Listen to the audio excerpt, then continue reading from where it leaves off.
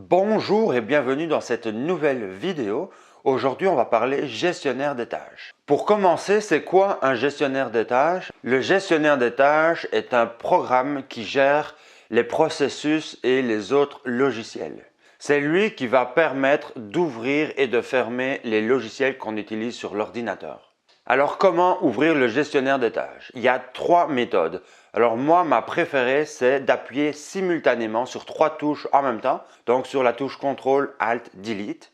Puis après, on sélectionne gestionnaire des tâches et on est sur le gestionnaire des tâches. L'option numéro 2, c'est tout simplement d'aller là où tu recherches tes applications. Donc quand tu appuies sur le menu démarrer, tu as comme une petite recherche. Tu écris gestionnaire des tâches et là aussi, tu peux l'avoir. La troisième méthode est tout simplement de faire un clic droit sur le menu démarrer. Tu as une liste déroulante, puis là, tu peux venir choisir gestionnaire des tâches. Pourquoi j'aime utiliser les touches raccourcies CTRL ALT DELETE? Tout simplement parce que quand j'ai un logiciel qui bug ou ne répond plus, tout simplement le moyen le plus rapide, vu que l'ordinateur de base bug déjà, c'est d'appuyer justement sur ces trois touches et on arrive directement au gestionnaire des tâches sans nécessairement demander des processus différents à l'ordinateur. Alors pourquoi utiliser le gestionnaire des tâches? Moi, vraiment l'utilisation numéro 1 du gestionnaire des tâches, c'est quand j'utilise un logiciel qui fige ou qui ne répond pas.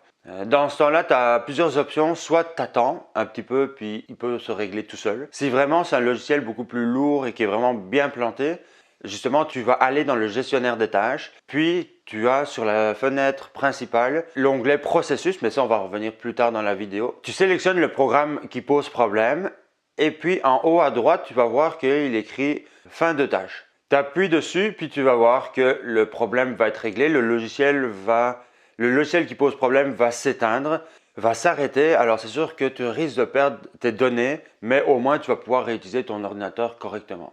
Une deuxième utilisation que j'ai du gestionnaire des tâches, c'est tout simplement quand je vais dans l'onglet Performance, je vois visuellement tous les composants de mon ordinateur sous forme de graphique. Puis si je vois que j'ai un goulot d'étranglement, par exemple pour ma RAM, si je vois que ma RAM est souvent à côté au maximum, ben là c'est un indicateur qui te dit que tu dois la changer ou l'upgrader si c'est possible.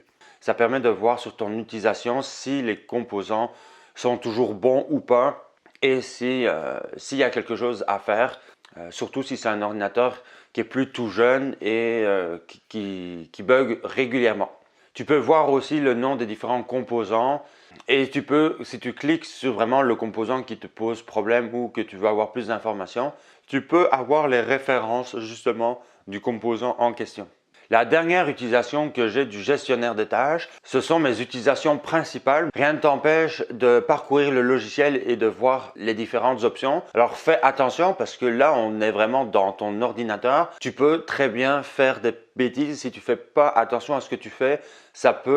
Tu peux avoir des problèmes avec ton ordinateur. Donc renseigne-toi avant de faire quoi que ce soit. Ne fût-ce fais une recherche sur Internet pour voir si ce n'est pas des bêtises. Ma dernière utilisation, c'est tout simplement la possibilité de dire à Windows, quand il démarre, de démarrer certains logiciels automatiquement ou justement de les désactiver. Je m'explique.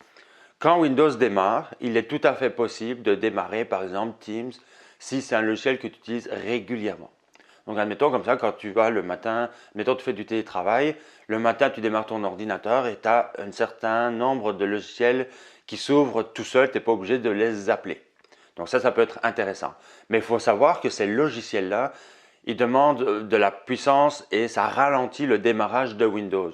Donc si tu es pressé ou si tu as un ordinateur un peu vieillissant, je te suggère de justement faire l'inverse parce que justement, ça va permettre à l'ordinateur d'abord de démarrer. Puis une fois qu'il est démarré, toi, manuellement, tu peux appeler justement ces logiciels-là.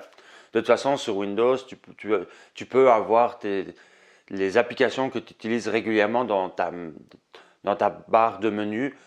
Puis c'est juste un clic, puis c'est quand même rapide à faire. Tu n'es pas obligé d'aller chercher le menu, le logiciel en question nécessairement loin dans ton ordinateur.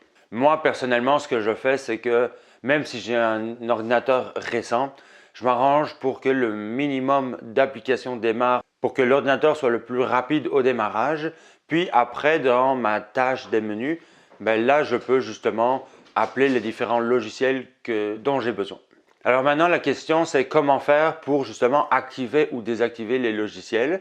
Tu vas dans l'onglet Applications au démarrage, puis tu sélectionnes un logiciel que tu veux activer ou désactiver. Tu le sélectionnes, puis en haut à droite, tu vas voir qu'il va t'écrire activer ou désactiver, c'est dans l'autre sens. Maintenant, fais attention, les logiciels que tu connais comme Teams, comme je sais pas moi, OneDrive. Donc ces logiciels-là, ben, vas-y, pas de problème. Mais si c'est un logiciel ou une application que tu ne connais pas, renseigne-toi parce que ça peut être un processus ou un programme que Windows a besoin pour le bon fonctionnement.